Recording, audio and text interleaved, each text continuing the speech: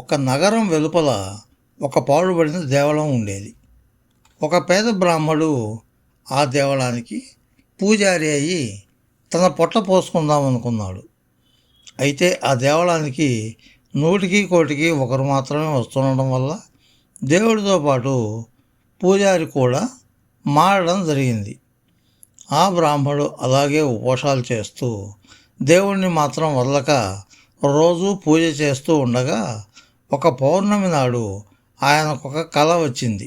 ఆ కలలో ఈశ్వరుడు కనిపించి, నాయనా, ఈ ఊరి రాజును వెళ్ళి చూడు, నీ దరిద్రం తీరిపోతుంది అని చెప్పాడు. బ్రాహ్మడు ఆ ప్రకారమే బయలుదేరి రాజభవనానికి వెళ్ళాడు. అయితే దురదృష్టవశాత్తు ఆ సమయానికి రాజు జబ్బుతో మంచం పట్టి ఉన్నాడు. రాజభటులు వైద్యులను తప్ప మరెవరినీ రాజగృహంలోకి పోనివ్వడం లేదు. ఈ సంగతి తెలియకుండానే ఈశ్వరుడు నన్ను రాజును చూడమని ఉంటాడా అనుకొని బ్రాహ్మడు రాజభటులతో, నేను ఒక వైద్యుడినే, నన్ను లోపలికి పోనివ్వండి అన్నాడు. వారు ఆయనను లోపలికి పోనిచ్చారు. కానీ రాజుగారుండే గదిలోకి వెళ్ళటానికి ఇంకొక ప్రతిబంధకం ఏర్పడింది. అదేమంటే రాజుగారు వైద్యులతో విసిగి వేసారిపోయి తనకు వైద్యం చేసి రోగం కుదర్చలేని వైద్యులకు జన్మఖైదు శిక్ష విధిస్తానని ప్రకటించాడు. ఇందుకు కూడా బ్రాహ్మడు జంకలేదు. నిండా మునిగిన వాడికి చలి ఏమిటి? జన్మఖైదు శిక్షకు తల ఒగ్గి బ్రాహ్మడు రాజుగారికి చికిత్స చేస్తానన్నాడు. ఆయనను రాజు వద్దకు తీసుకుపోయారు. ఆయన రాజుకు ఎదురుగా చేతులు కట్టుకుని నిలబడి రోగం తాలూకు వివరాలన్నీ అడిగి తెలుసుకున్నాడు.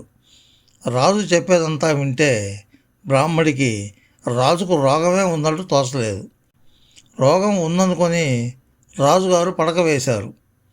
రోగం గురించి ఆలోచిస్తున్న వాడిలాగా బ్రాహ్మడు దీర్ఘంగా ఆలోచించి రాజుగారి రోగం కుదర్చడానికి ఒక ఉపాయం కనిపెట్టాడు.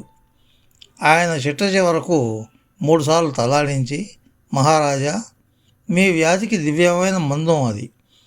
దాన్ని తమరు నేను చెప్పిన పద్ధతిలో 3 పూటలు సేవిస్తే వ్యాధి పూర్తిగా నిలిచిపోతుంది అన్నాడు. రాజు ఆత్రంగా, చెప్పు, ఎలా చేయమంటే అలా చేస్తాను అన్నాడు. నేను ఒక కషాయం ఇస్తాను. దానిని రాణిగారు స్వయంగా మీ నోట్లో పోయాలి. 3 ఉద్ధరణల కషాయం మీరు తాగాలి. అయితే మీ నోట్లో కషాయం పోసేటప్పుడు రాణిగారును, దాన్ని తాగేటప్పుడు మీరును ఏనుగుల గురించి కానీ గుర్రాలను గురించి కానీ ఆలోచించకూడదు. అలా ఆలోచిస్తే మందు ఎంత మాత్రం పనిచేయదు అన్నాడు బ్రాహ్మడు. రాజు నవ్వి, ఇది ఏమంత కఠినమైన పని కాదే, మందు తాగేటప్పుడు ఏనుగుల గురించి గుర్రాల గురించి ఎందుకు ఆలోచించవలసి వస్తుంది అన్నాడు. మర్నాడు బ్రాహ్మడు ఏదో కషాయం తయారు చేసి పంపాడు. దానిని రాజుగారి నోట పోయడానికి రాణి వచ్చింది. ఉద్ధరణితో కషాయాన్ని రాజుగారి నోట పోయబోతుండగా ఆమెకు ఏదో రథం చప్పుడు వినిపించింది. వెంటనే ఆమెకు గుర్రం జ్ఞాపకం వచ్చింది. ఆమె రాజుగారి నోట్లో మందు పోయాక లాభం లేదు, నాకు గుర్రం జ్ఞాపకం వచ్చింది అన్నది. 2వ పూట రాణి తన నోట్లో మందు పోయబోతుండగా రాజు, ఉండు, నాకు ఏనుగులు జ్ఞాపకం వచ్చాయి అన్నాడు.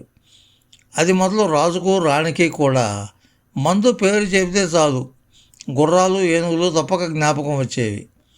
ఇలా ఒక 1 నెల రోజులు గడిచాక రాజు బ్రాహ్మణ్ణి పిలిచి, ఏమయ్యా, ఇప్పుడు తాగుదామన్నా ఏనుగులు గుర్రాలు తప్ప ఇంకేమీ జ్ఞాపకం రావడం లేదు, ఏం చేసేట్టు అని అడిగాడు.